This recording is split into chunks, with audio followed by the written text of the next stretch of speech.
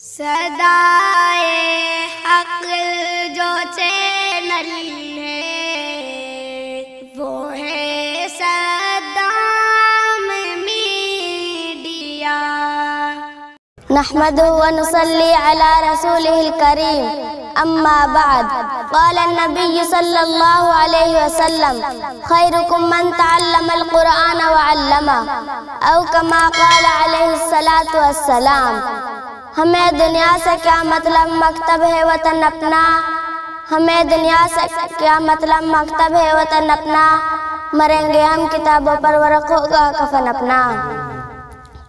سامعین کرام، آج کی مجلس میں آپ حضرات کے روبرو مکتب کی مختصر حقیقت بیان کرنا چاہتی ہوں۔ امید ہے کہ بغور سماعت فرمائیں گے۔ مکتب ایک بہت بڑی نعمت ہے۔ آج کے دور میں مکتب بہت ہی قیمتی چیز ہے۔ اللہ نے آج نعمت عطا کی ہے، ہمیں اس سے فائدہ اٹھانا چاہیے۔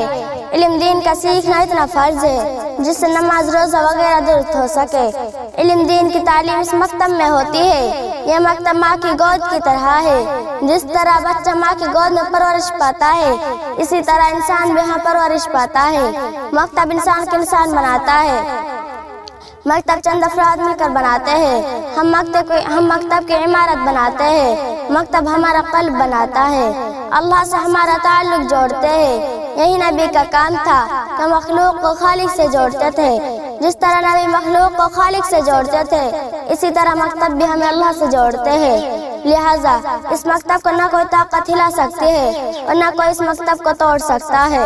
سامعین کرام، یہی وجہ ہے کہ آج مکتب کا جال ہر طرف اکناف میں پھیلا ہوا ہے، جبکہ حکومت رات دن مکتبوں کو مٹانے اور ختم کرنے کی کوشش کر رہی ہے، لیکن ان مکتبوں کا نظام ایسی ذات عالی کے قبضے میں ہے جس کو نہ کوئی پیش کر سکا اور نہ کر سکے گا۔ اب اس کے متعلقین کے بارے میں سرور دو عالم صلی اللہ علیہ وسلم کے شان نقل کرتے ہیں کہ اگر دنیا میں لوگوں کو دیکھنا چاہتے ہیں جن کو اللہ نے جہنم کی آگ سے آزاد کر دیا ہے تو طالب علم کو دیکھو، باخدا جو طالب علم حاصل کرنے کی نیت سے کسی عالم کے دروازے پر جاتا ہے اور اس کے ہر حرف اور ہر قدم پر 1 سال کی عبادت کا ثواب ملتے ہیں۔ جہاں جہاں اس کا قدم پڑتے ہیں وہ زمین اس کے لیے استغفار کرتی ہے اور جنت میں اس کے لیے شہر بنا دیا جاتا ہے۔ جہاں جہاں اس کا قدم پڑتے ہیں وہ زمین اس کے لیے استغفار کر دی جاتی ہے۔ صبح و شام فرشتے اس کی مغفرت کا اعلان اس طرح کرتا ہے، ہؤلاء اعتق اللہ من النار، یہ ہے جن کو اللہ نے جہنم کی آگ سے آزاد کر دیا ہے۔ اس سے مراد وہی لوگ ہیں جو علم دین حاصل کرتے ہیں، مکتب میں رہتے ہیں۔ ظاہر سی بات ہے تو ان لوگوں کی کیا شان ہوگی جو طلبہ پر خرچ کرتے ہیں، مکتب میں امداد دیتے ہیں۔ ان کے روپے اور پیسوں سے جو عمارتیں بنائی جاتی ہے تو آخرت میں اللہ تعالیٰ ان کو کتنا بڑا اجر دے گا۔ سامعین کرام، مکتب کیا ہے؟ مکتب میں قرآن ہے جو اللہ تعالیٰ کی کتاب ہے، انقلابی کتاب ہے جس نے دنیا کی کایا پلٹ دی، ہلچل مچا دی۔ سب سے پہلے قرآن نہ کرے کہا، جو بندے خدا سے ٹوٹ چکے تھے انہیں خدا سے جوڑا اور فرمایا تم تعلق تو توڑتے ہو لیکن خدا نہیں توڑتا۔ چنانچہ اگر مخلوق کا خالق سے تعلق نہ ہوتا تو قرآن نہ بھیجتا۔ قرآن نے بھٹکے لوگوں کو راہ دکھائی، زمانے کو خیر قرون بنا دیا۔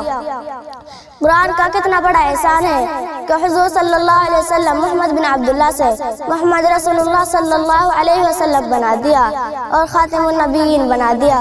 بہرحال مکتب کا مدار طالب علم اور مکتب پر ہے، تعمیر سے اونچائی نہیں آتی۔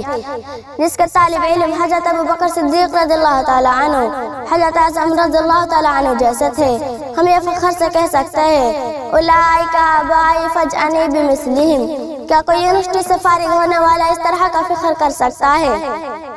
یہ وہی دینی مکتب تھا جہاں جبرائیل علیہ السلام خود طالب علم بن کر استغفار کے لیے آئے تھے اور کہتے تھے ایمان کیا چیز ہے، قیامت کب آئے گی؟ تو اس مرکز میں طالب علم بن کر جبرائیل بھی رہے۔ ایسا نہ کوئی پیش کر سکا اور نہ کر سکے گا۔ سامعین کرام، مکتب کی قدر کرو، تم نہ کرو گے تو خدا دوسروں کو پیدا کر دے گا۔ حضور صلی اللہ علیہ وسلم سے مکتب چلے اور چل رہے ہیں۔ حضور صلی اللہ علیہ وسلم کی دعا توجہ ساتھ ہے، اس کی قدر کرو اور اس سے تعلق جوڑو۔ اللہ تعالیٰ ہمیں قدردانی کی توفیق عطا فرمائے، آمین۔ وآخر دعوانا الحمدللہ رب العالمین۔